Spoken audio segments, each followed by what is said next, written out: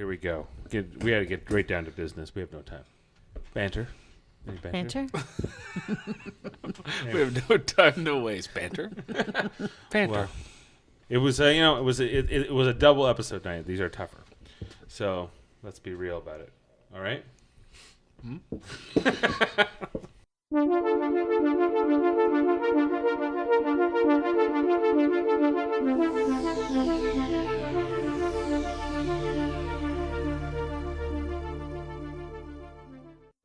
Let's be real. Okay. Welcome to Live Long and Podcast. I'm Dave. I'm joined by the 3 J's and the Big D. Is that what it was? You're not joined by the. Well, you are joined by the. You are joined to the Big D. Big pretty D. You're just the D before. Now you're the big D. Yeah. We got Dave. Next time he's gonna be like, "Oh, I'm the Liam Neeson D." We're all here. Okay, so this was we're recapping Star Trek Discovery Season 2, Episode 3. Does anyone know the name of this episode? I can't actually recall. Something spark of light. It doesn't matter. It was a Klingon night, is really what they should have called this episode. So, hey, when you saw the opening preview, like previously on Star Trek Discovery, and we got all the Klingon subtitles, we knew we were in for a night of Klingons, whether they be with subtitles or without. No, I was just disappointed when I saw that they were bringing back this whole Ash Tyler Klingon thing. I was hoping that was gone. Well, no, I you know what? I don't mind this Ash Tyler. I like Ash Tyler, but we're gonna get into that. So whatever the episode's called, Point of Light. Point of Light.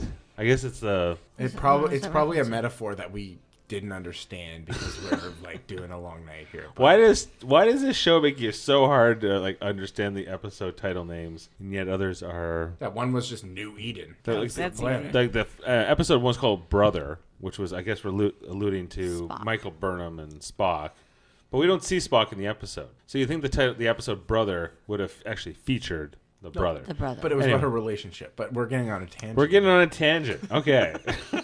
So let's get into the episode. We get a Vulcan ship showing up. Pike's not happy.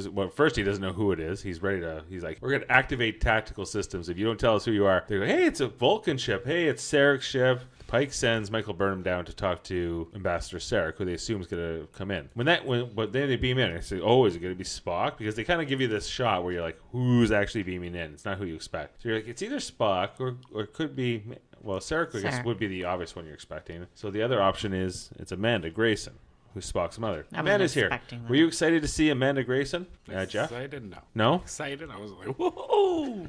What do you think of this version of Amanda Grayson? It's always the same. Amanda Grayson's always the same.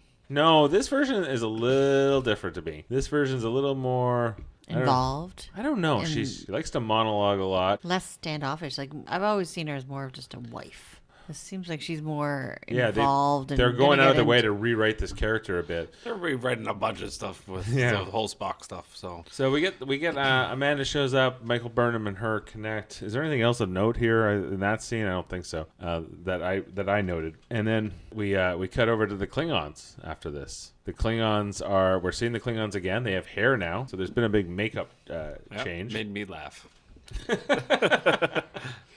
Yeah, it was cool. One thing I noticed is, like, the Klingons have always had this sort of, like, Japanese thing going on. Yeah, they have a little bit of a samurai thing going. And then they talk about that they're creating this new, like, battleship, basically. So it was reminding me of, like, World War II when they made the Yamato battleship class, which was, like, the most powerful battleships that the world had ever seen. And they're like, oh, this is going to be the most powerful, like, spaceship the world has ever seen. So I was like, okay, that makes sense. It's, like, pre-World War II Japan. They're, like, going to invade China, you know. They're kind of Japan mixed with Russia. Yeah, they got a little bit of both elements going on to them. And what you're seeing there is that they have a hologram of what is a D7 battle cruiser, which will become to be Big D. The Big D. The Big D. The Big D. Big The D. Big D7. With the Big D. The Big D7? Well, that's what that ship's called. It's called the D7 battle cruiser. So by the time of Kirk's time, that will become like the premier Klingon battleship that will rival, the Federation. But basically what we're getting set up here is like we're seeing L'Rell again. We're seeing Ash Tyler again. They're still together. They're kind of leading the Empire. They're talking about, hey, we got new ships. This ship is not going to have the emblem of any one of these 24 houses. Now we're one Klingon people, and this is kind of consistent with what we know of the Klingons that we've seen after this point, that they're kind of a unified people, that the houses matter, but they don't matter that much. Anyway, so Klingons have hair now, and that's all my note here. It'd be cool if there was like a little short check on when they realized that they could grow hair, and they're like, "What is this thing growing out of your head?" Yeah, like. Like I kind of like understand like if they did like new characters, like these new characters have hair. Maybe these other ones were albino. It's like no, all of a sudden Laurel's got like full locks, and I'm like, what the fuck? I didn't catch that line that you told me about, Jane. I thought like Burnham said it a little bit further along. Oh, okay, I didn't notice that. Yeah, down the line they said, "Oh, I heard the Klingons are growing hair again," because everyone hated this makeup. I think in season 1. Yeah, because they just look like a bunch of like weird vampires, and now they just look like weirder vampires. They look like weird. They look like hair. They look like those same vampires wearing wigs. No, they look like Bram Stoker vampires, Fake just like beards. really like you know in the movie What We Do in the Shadows, and there's like the one vampire that lives in the basement. That's what they look like. Like they're really old. Like Peter. Pizza. That's what they look like. We see the House of Kor again in that first sequence, because there's this whole dispute between Laurel and so the last season there was this guy, I think his name was Call something. You remember there was like a bad Klingon. Oh, I remember that. But I don't know his name. He took over like their ship for a while, and he was selling cloaking to there was a whole bunch of things. Anyway, he's the House of Kor, which is of course Kor from the original series, who we see later, who doesn't wear the paint and all that, but this house wears war paint. That's like their thing. So they start speaking in English. I think they were trying to do this to address like, we're not always going to do subtitles with Klingons. It's only going to be sometimes. And I feel like a lot of this season is damage control with the fans. Like they're trying to insert certain things to kind of appease people and say like, come along with the ride for us. We'll take out the things that are really getting you angry. That's right? what I thought about until this episode. I think we then clip back to Spock, or sorry, not to Spock. I keep saying Spock, but it's Amanda and Michael. Can they help him? They're worried about him, I guess. There's a whole scene. I don't know if there was anything else to really note here. Nope. It was kind of like moving on. Moving on. Let's keep going. They see the red angel. Oh, the red angel. It's a whole conversation on the red angel. What's her name? Amanda Grayson. Amanda Grayson. So she's related to Robin from the DC comics.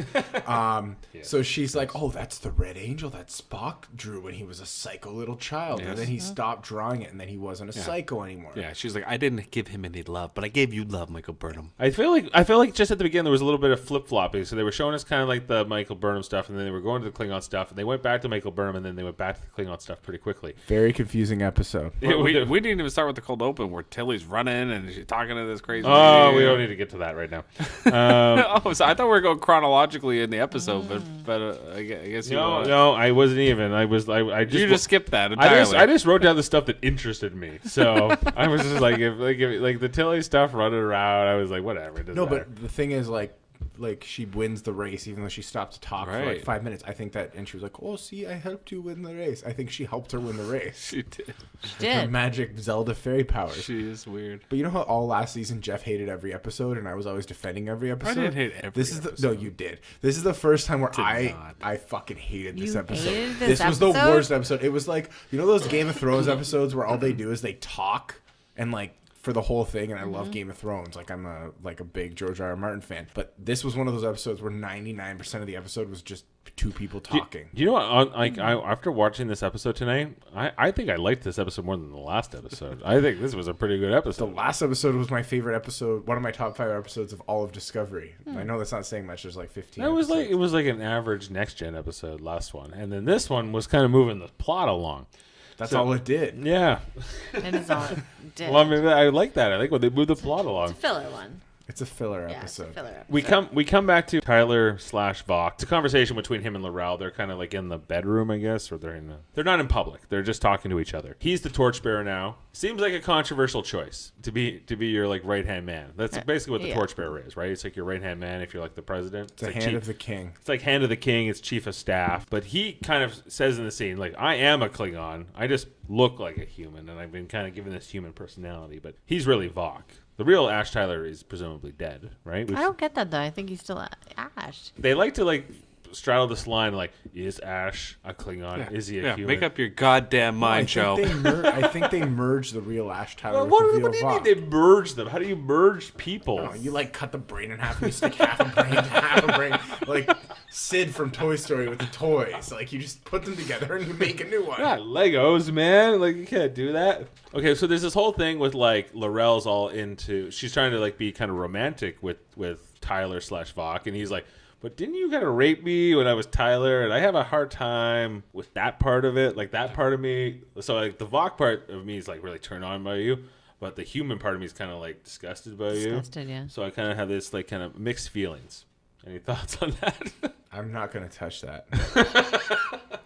Me either. This part, I agree with Josh 100%. What the fuck is wrong with this show? Like, I was watching this and I was like, what am I watching? This is so stupid and weird. it really Why does her is. hairline start at like the back of her head? No. It's not attractive to anybody. Like, I feel like some of the old like Klingon women, Yeah. like the ones like from next, I like Lursa and B'Etor. they were showing lots of cleavage. They were Nobody's lots gonna of cleavage. cosplay Laurel. Like that's No. disgusting. No, like Yeah, Laurel's not anybody's fantasy, I don't believe. No. But, no. And the Klingon women were always like masculine more than feminine, but No. they were still kind of So hot in a weird Their way. boobs were. Yeah. yeah.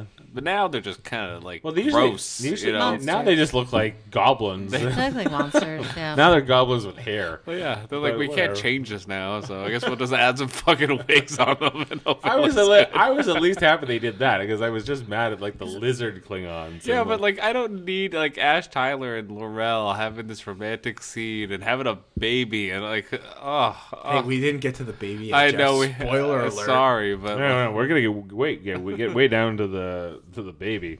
So I don't know. There's not much else to say after that scene. We come back again to Pike, Michael, Yeah, that's what I was Amanda. talking about. They want to open up his medical records. He says, "What does he say?" He's like, "My mother wouldn't like that very much because he always does the right thing." Pike, right? Yeah.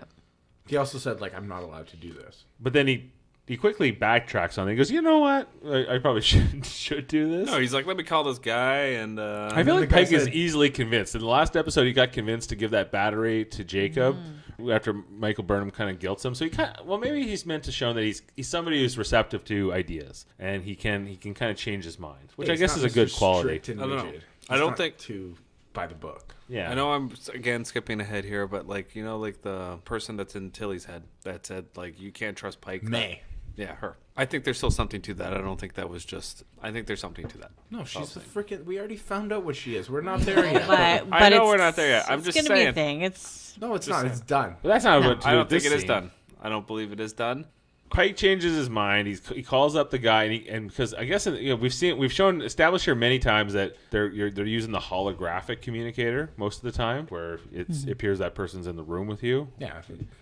Kind of the old Star Wars style. Kenobi, you're my But only like, hope. so he calls him with like what is more the old school Star Trek way, where you just look at somebody on a screen. It looks like a Skype call. That's all it Star Trek ever was. High-tech. High tech, right? And so he calls him on the screen. He's like, "Chris, you called me on a screen. Like you're old school. It's like you called me on a flip phone or or a rotary phone or something. Like I guess this is archaic, but Okay. Why are they changing Star Trek history here? Like this. Okay. Oh, that's the question. That's the question I'm asking. Really, Jeff, are you gonna yell at a cloud next, or No, it's all right, fine. I mean, they didn't have to make this show at this time period in Star Trek history. Dave agrees with me on this one. Well, except for the Spock part. They're doing the stupid. I know I'm skipping ahead again, but the Ash Tyler and fucking Michael Burnham talking to each other like it's Star Wars is We ridiculous. were just talking about that. You're not skipping ahead. All right. Well, No, but it's not ridiculous. It's like Well- just because they're talking about using that technology right now doesn't mean they want to use that technology in 10 years. Maybe they hate it because then, like, well, what if they fart? They'll see your fart because like, they like the What? screen. it's a whole- visual reboot, Jeff. No, but it's a whole thing from like Infinite Jest where he's like, they start video calls and then video calls aren't a thing anymore. They like to go back to normal calls. So maybe that's what happens now is they revert back to what they're comfortable with. It's a retconning of sorts, but It's all about money and the studio and the rights, and that's why they didn't go forward. They're plugging in right here because they don't want to pay to go forward. All right.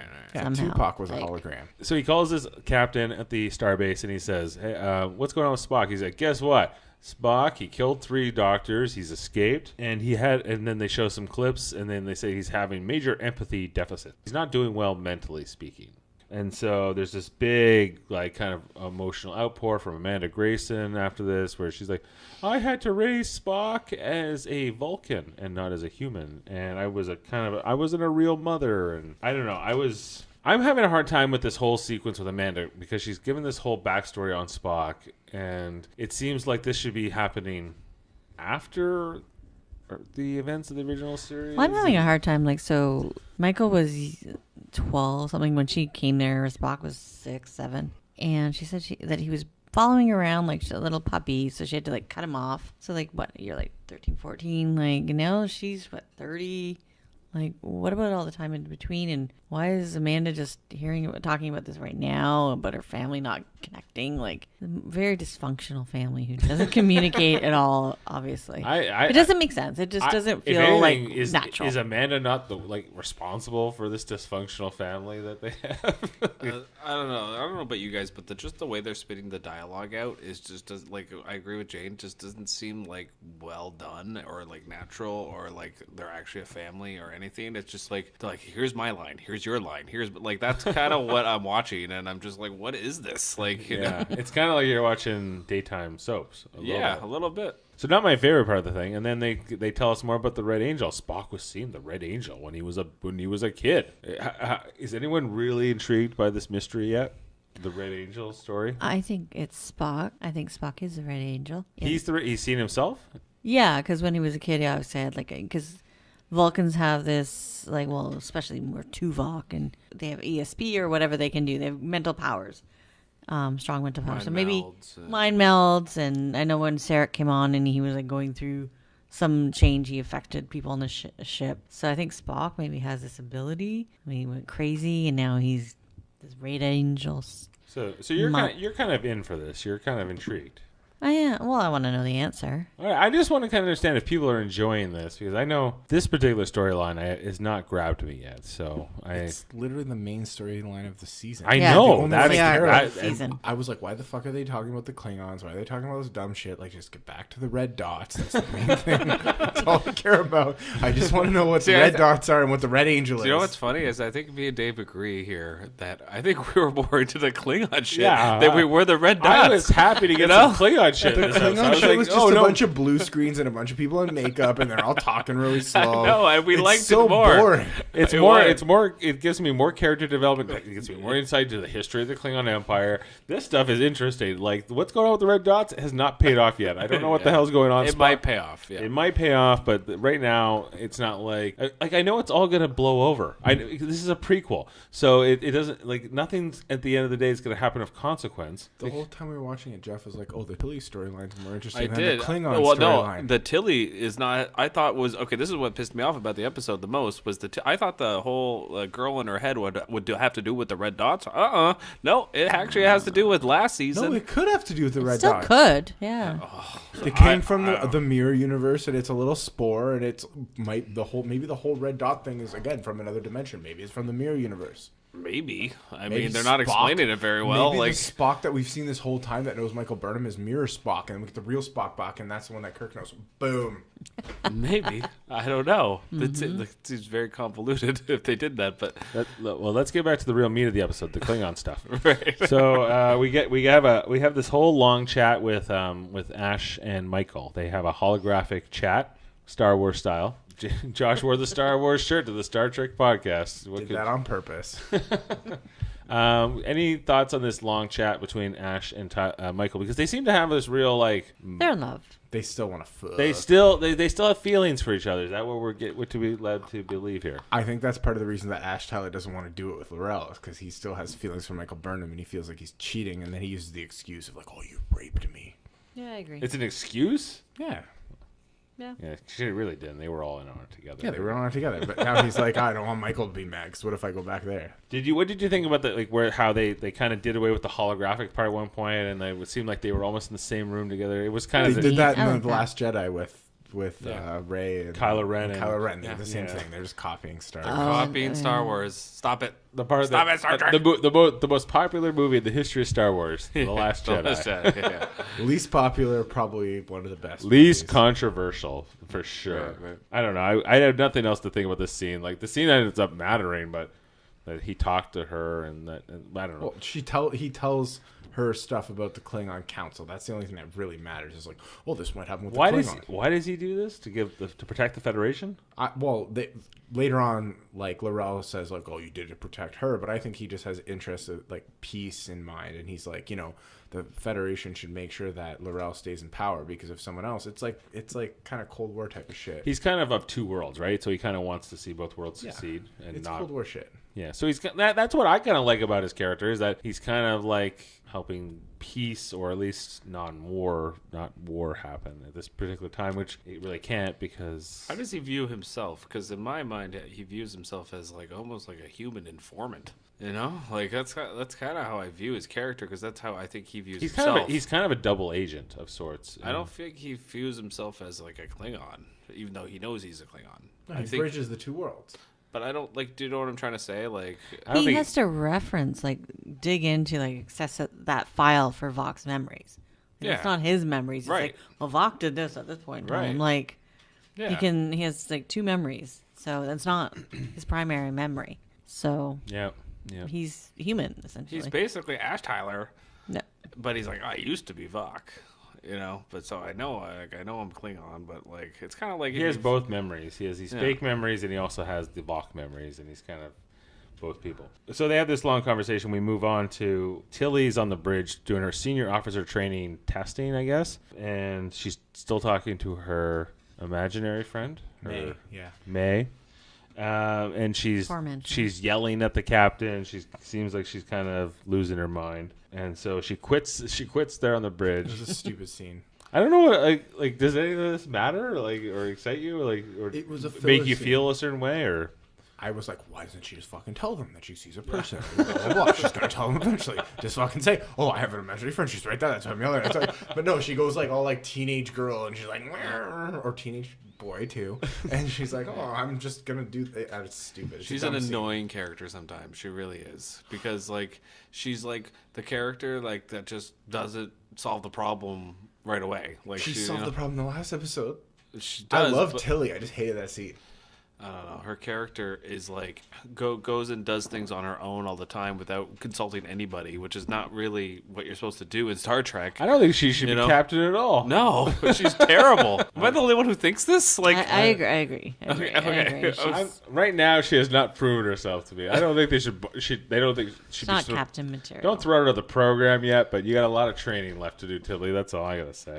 Right. So we go back to Kronos. I liked the kind of the scenes on Kronos, like kind of showing the exteriors, especially. We haven't seen a lot of that in Star Trek history, so I liked more of that and kind of getting to see. It looks like medieval, like Romania. Yeah, You know, like- it's not like a pleasant place. Again, go to the vampire like kind of deal. And then I'm thinking, like, okay, like Tyler feels like an outsider because he looks human, but he's a Klingon. But even when he was a Klingon, he was an albino Klingon and no one liked him, right? So Yes. it's not like he's ever belong. ever really belonged No, at the he same just- time, right? But like old him belonged with Laurel, but new him is like, ugh, you're gross, Laurel. Right. We get the whole reveal of the baby with Vok and L'Rell. I didn't even realize they had sex, but I guess they Well, did. they were a couple Yeah. How do we do- before Tyler was Tyler? before Tyler was She Tyler. says that They were a couple?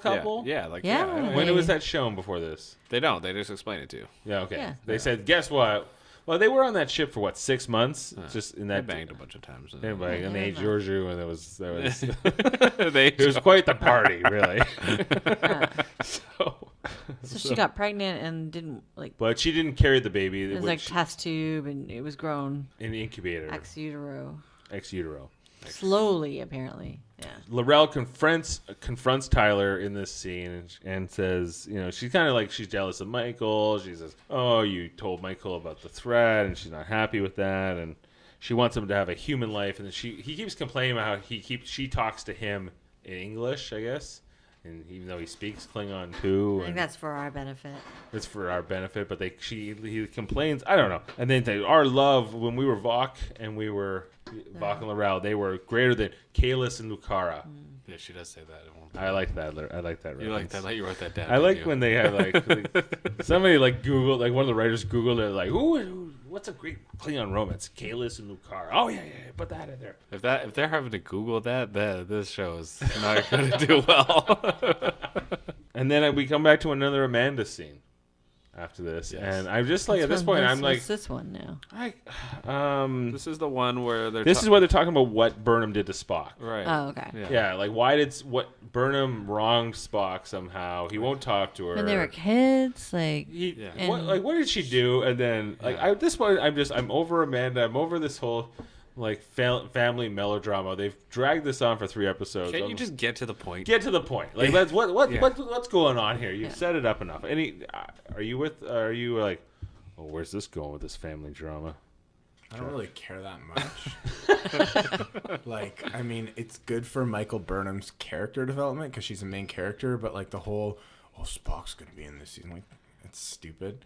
And Amanda showing up, it's and obviously this is all just an excuse so that they can be well, Michael Burnham was Spock's sister, but he never mentioned her again. They're trying to create some reason where she was a big bitch to him or something, and then he had some sort of trauma and just was logically, I should not remember her because it would make me upset. You know what I mean? Sounds about right. That sounds like we're getting that in the next few episodes. So my She career told me I was a poo-poo head when I was 6. And I never thought of her again. never got over it. Michael Burnham was like, I wronged him. What could she possibly have done? I'm trying to think, what? I don't know. Probably something with this Red Angel. I don't know. Did they have romance maybe, or was it No, she said she followed her around like a puppy dog. He probably tried to hug her one time. She's like, "Even get away from me, you dirty piece of shit!" And then he just was scarred. She was a lot older. He's a Vulcan. He should be able to handle an insult? No, but he was learning empathy, and then the human. Logic purists were like, "Oh, we're gonna kill Spock," and she's like, "Oh, they can't do that." So then she made him not have empathy, and he didn't learn it again until Kirk, because when Kirk first meets him, he doesn't have any empathy. That's right. So exactly. He's going through a lot of character development way before he goes through a lot of other character development. Yeah. Very similar proportions. Didn't go through character development because Burnham told him to fuck off. Sounds If credible. that's all it was. I can't wait to watch that scene. Yeah. I'm realizing now. I'm looking at my notes. We're back to a Klingon scene again. Right after they keep flipping. It's kind of like 2 episodes. It's kind of like 2 episodes in one. We're flipping between these 2 things. The paint job Klingon. Yeah. The blue House of Core. He's stolen the baby. He's a baby snatcher. And we find out that the paint was a recording device. It was? Yes. He's Are you watching the episode? the paint that you took off my face was a micro recording device. So I heard you But the thing talk is, to he Michael didn't know Burnham. Ash would do. This is my second time watching it. I watched that. I'm like, he didn't know Ash would attack him and do that to his face. And he didn't know that Ash was going to call the Federation either. Yes, me. It's a happy coincidence that Ash. No, but it's No, like he bullshit even says that paint was a can happy be recording coincidence. device. Did he say that? Give me a break. Yeah. Oh, Yeah, he okay. goes, I was just trying to eavesdrop on you guys, so Yeah, but- I was yeah. trying to find out what you guys were up to, Yeah. and it was so amazing that, Has there been a thing in Star Trek before where you can make paint into a recording No. device? Never seen this. Or No. is that This is a new one for me. Is that one of those oh, this is a sci-fi show, so we can just make technologies up to help the plot? Well, I That guess would be a fantasy show. in theory, It's not if you have science nanotech or nanites or something like that, you could kind of hide it in paint, I guess. But maybe among yeah, other I things. guess. But the show likes to make up a lot of shit to fit the No, but if that's the thing, man, if I want to record Dave's conversation, I'll just tap him on the arm and I got some paint on my fingers, and then I can just listen to him for the rest of the day. I mean, I don't know. I've never seen anything like this we could in just Star Trek, so We can do that in every episode. Anytime it was kind of that's what it kind of shoehorned in there from my perspective. And then we're back to Tilly. Tilly's losing her marbles, and she's seeing Literally. the friend of hers. And then Michael Burnham's just kind of looking at her for a long time and going, "What's going on with her?" And she goes, She finally tells her. She finally explains it to her. Once she explains it to Michael Burnham, everything kind of gets fixed Michael Burnham's like, very that makes quickly. sense. That's cool. Why didn't you tell me that earlier? As a student Yes. of anthropology, I know when what it means when teenage girls cry. And if she doesn't know that teenage girls cry, that she's not. Even though she was a teenage girl once, you know. No, that's the Vulcan. point. She never was a teenage girl. No, I mean Michael Burnham. Like she's like, When she was Vulcan. That's true. But then Tilly should have got that before Michael Burnham. Tilly's not like thinking straight right now. She's going through something. We're back to the Klingon scene again. Yeah. I don't know. We keep toggling. I just realized, because I'm looking at my notes where we're over this, we're over to this, we're back to this. Then we get this sword fight between the paint job Klingons. My favorite part of the episode, by the way. Did you like this sword fight? I This hated battle? It was so over choreographed. It was like Matrixy. Like they were like flipping around and like not actually trying to kill each other, just trying to hit swords against each other, and then like, oh, I stabbed you. Klingons are kind of a funny bunch because in a world of ray guns, they use swords a lot. Okay, this is why I like the scene very much. Maybe Jane and Dave will agree with me on this. Every time they show Klingons in Next Gen, and so, you know, they always show them like, oh, we're pushing each other, and we're banging you in the face. This was the first time they showed Klingons like killing the frig out of each other.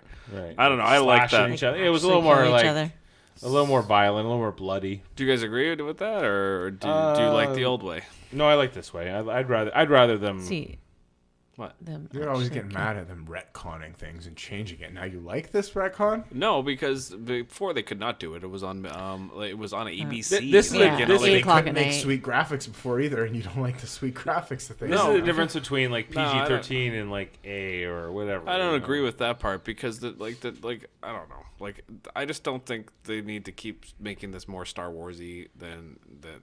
Like I don't even agree with that with the new movies. Like the Star Trek was good the way it was. But you just pointed out a thing that you didn't like it with the old one that they did because of the new one. yeah, I did. But So that's what I mean. So but I don't think that's necessarily the same thing. On the balance scale, it's still tipping one way for him. Like No, but what I'm saying is he's showing the fact that they can change things that happened Yeah. in the old show. True. And the new show. So for someone else, there could be something else that they changed that they're like, oh, I really like that they changed that. Okay, fair enough, but I don't think like most of the things that bother me are the things where they keep making it more like Star Wars, and it bothers me. That's not like Star Wars. We don't slash each other in the throat in Star Wars. They cut each other's hands off and get electrocuted and like Not a lot kill of Samuel L. blood. Jackson and stuff. Like, They do kill people. They kill people in Star Trek too. no, Like, I know, you but I'm just saying, like, it was just nice to kind of see a real kind of Klingon battle. Klingon Klingon battle. Klingon- That- Klingon that fight was to the not death. it was not watered down and not Yeah. whatever. That's all. That's all I'm saying. I literally wrote sword fight, fun fight, and then but then the paint job Klingon he's cheap. He uses like his electric taser Taser sword. why didn't he use that at the start of the battle before all his buddies died? Who knows? Unclear. I guess he was because it's kind of dishonorable. It's not very Klingon, so he's kind still of did it. No, yeah, that that's part right. wasn't really accurate to what Klingons normally would do. But he electrocutes them so he can get them to sign like the papers to make him chancellor. Isn't that the? So he's not honorable though, blood, like a like they normal. cut her I don't know. finger. If He's Klingon not would do honorable. that. He's not Right. honorable, but it was kind of like the scene in Dick Tracy when Big Boy like kidnaps Lips Manless and Breathless Mahoney, and says like sign over the deed to the Ritz and I won't kill you, right? So he's kind of like make me the chancellor, huh? Mm-hmm. Anyway, so then somebody in like a bug hood shows up to save them all. I thought it was Spock at first. We all thought it was Spock, and then it turned out to be Mir Georgiou. I like that. I was excited to see that. How do you say Georgiou backwards? I don't know. But then we cut over back to Tilly. They find out that the imaginary friend she's a rogue spore, which I remember was that the first episode it landed on her? I think it was the finale. It was the finale of the Yeah. last season when they get back from the mirror universe. Oh, it was the And finale. we all thought that was gonna be like the first thing in the next season. Like, oh, there's a little piece of dust from the mirror universe. It's gonna grow into like a new Lorca. Yeah, she's got like a Lorca growing out of the side of her head or something. But no, it's. But we totally forgot about it, and they had to show us a clip, and then we went, "Oh, Yeah, but I like that Sure, better because yes. if they had put it in the previously on, like they did with all the Klingon shit, we'd be like, oh, well, we know something's gonna happen. But I like Maybe. that they waited. that's true." Did you like the scene where Stamets said this might hurt a bit, and then he like zaps her? I thought that was Exorcism. it seemed irresponsible, like not responsible. Like I don't know. Maybe he knew it was safe. He but hits it her didn't with look a- safe. Usually a doctor would have did that kind of a deal. He's you not know? really a doctor, though. He's not. No. He doesn't have good bedside manner. He uses the dark matter vacuum cleaner on her face, basically, and pulls out the spore. Right? He's a doctor of like spores. Yeah, he's a scientist doctor, but he's not.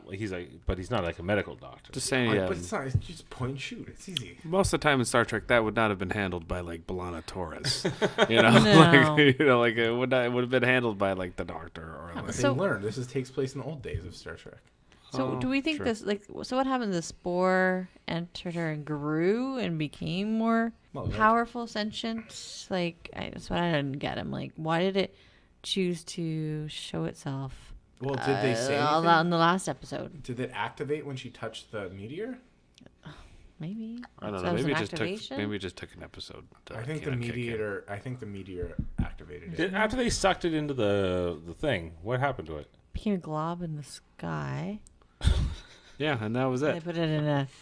They're gonna study it. They're gonna be like, why is it? Have this Yeah. accent? No, they already said that. It's because she's using her own brain to interpret it. All right. So we head back to Laurel. She's telling her lies to the Klingon High Council that, I killed Ash Tyler. He sold us out to the Federation. My baby's dead too. The paint job, he died trying to save me. So she kind of gives this whole other All knew that Ash Tyler and the baby. None of every single one of us were like, Oh, "Oh, yeah. that's bullshit. That's just like a pumpkin with some hair glued onto it." Absolutely. turned out to be a cloned head. Yeah, exactly. So if he was cloned, he would come out human, not Klingon. Well, whatever. But you know what the fucked up part is that she throws Ash Tyler's fake head into the volcano or whatever, and I'm like, "Oh, that's smart," because then they can't look at it and realize it's fake. But then she keeps the fake baby head. Baby Why head? doesn't she throw the fucking baby head away? But it wasn't that fake, was it? No, It was but fake. It was a fake baby they're head. still gonna find it in 2 episodes. They're gonna find it and they're like, "Oh, this is a clone Because baby head." that wouldn't have been accurate to what she was trying to prove. She was like, she was a traitor. Throw that guy's head in the fire. But the baby is more precious to me, so Yeah. Well, what's she gonna do with it? She's not gonna leave the evidence lying I around. don't know what she's gonna do with She's it. probably going Incinerate to. it. She's also hopefully. grown 14 feet of hair in a month. Laurel has this whole new thing where she's like, you can call me mother. I am the mother. Mother of the Klingon. Were you moved by this? I don't know. No. I don't even- Not really, no. No. No. I am mother. Didn't have that much You can impact call on me. Mother. I think they wanted it to, in the episode, but I don't get it. Whose mother? Is she? Yeah. Is it kind of like when you're like the Godfather? Is that what it kind of means? I think it's more like Daenerys Stormborn. I think it's like, this is my new title. I'm you know? Misa. Yeah, Misa. Yeah, but she was the mother of the dragon. She actually raised him. She didn't raise any of these old Klingon dudes with hair. I mean, maybe she thinks she did. I don't know. Yeah. Didn't she threaten to kill them all by blowing their planet up? I don't. Yeah, that's true. Whatever. Georgia. We get over to Georgiou, Section 31 ship. They kind of explain Section 31 a little bit. I can't understand this note. The freaks are more fun. Is that what I was? Yeah, that was what Yeah. she said. How she's an outcast. So she said we're all a bunch of misfits. Section 31. Yes. Yeah, and then Ash Tyler's like, How does "Oh, Ash Tyler you know like-" about Section 31? He says, he goes, I've heard a rumor about the blank star pendants, which means Section The 31. black badges. between his Klingon memories and his Ash Tyler Okay, memories. so you want to know what Section 31 is, right? Well, it's just No, it's more than that. It's No. more clandestine. It's more.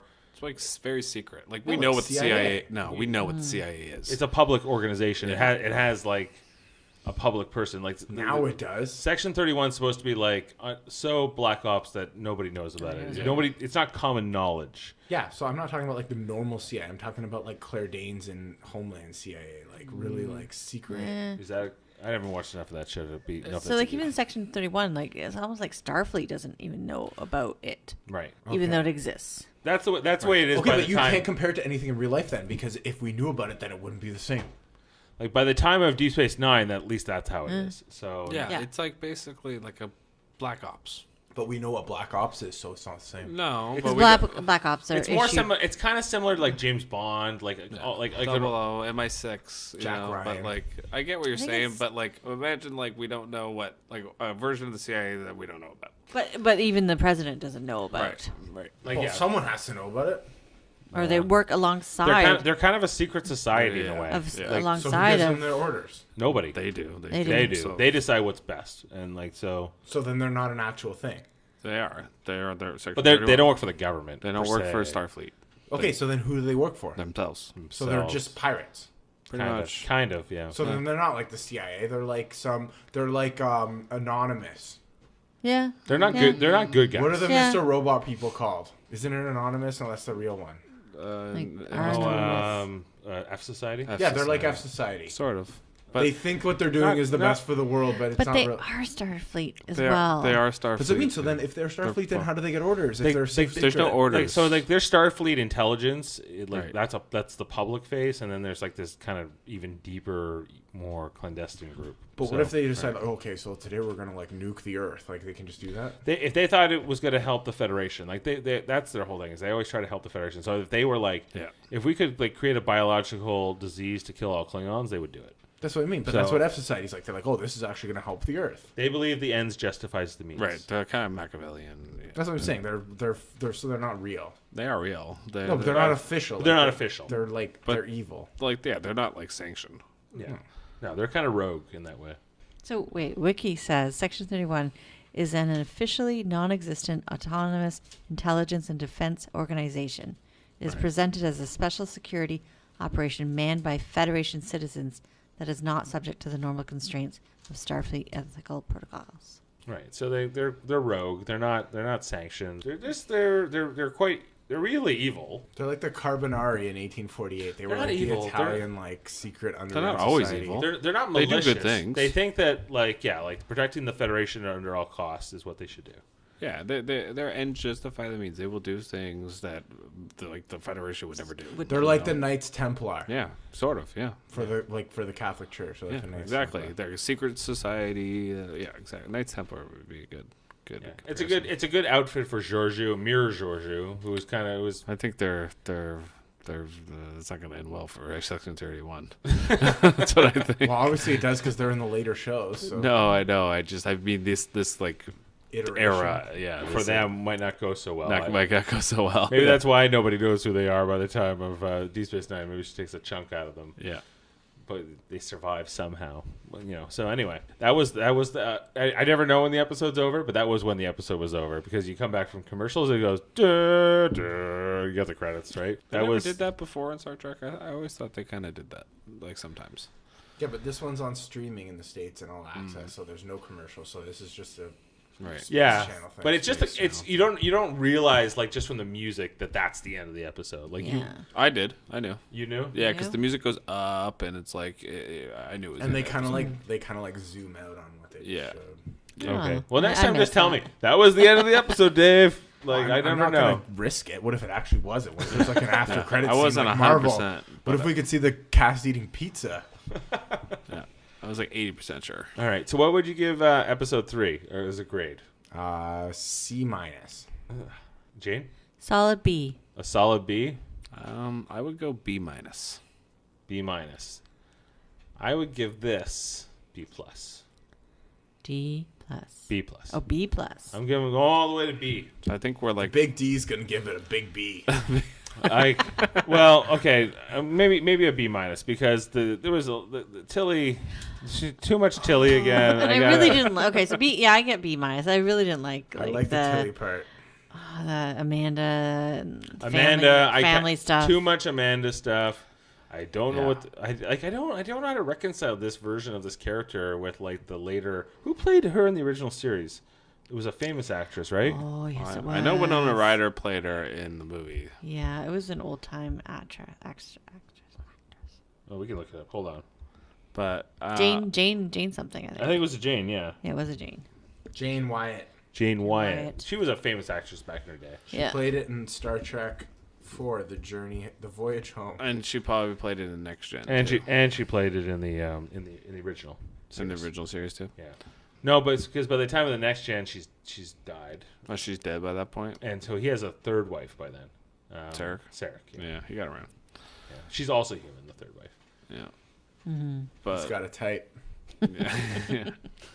It does, and they always cast like the same looking lady to play Spock's mother, which they should. But like, it's always like the same, like Winona Ryder fit the bill perfectly. Like it's like a certain look of a person, vulnerable, brown hair. Yeah. Okay, where do you think we're going next in the show?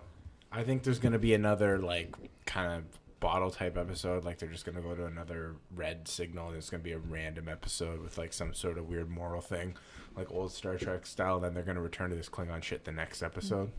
Well, that's what I'd like. I would love to see another. Well, I guess where like is Tyler headed with Georgiou? Where are they going to go now? And if he's seen, I would assume that they're going to meet up with Han Solo probably. Based on what I'm looking at, it's turning into Star Wars. So how's Section 31 going to have a storyline here? Like what? Yeah. Yeah, I'm not clear on where they're headed, which is maybe a good thing that I don't know where they're headed with this. I don't know. I don't understand why they have to juggle all these different things. Like, why can't they just tell me like the story of the 7 dots, or why are we got to do the Klingon thing? Why That's what I just said. No, I know, I agree with you. I'm kind of over the 7 dots by now. Like, what's going on? I don't even know what the 1 dot is. They're trying to be like Game of Thrones and having like a million storylines going on at once. But that's not like a good idea. No, it's not. It's really. I was so happy with the season until this episode. I was like, they're going straight. They're doing this. They're doing normal Star Trek stuff. They're just gonna have a bunch of cool episodes, and then they're like, oh, we're gonna have a Klingon thing. We're gonna have a Tilly thing. We're gonna have a 7 dots thing. We're gonna have a Spock thing. Like, there's like a million things going on. Well, I think they want to bring Shazid.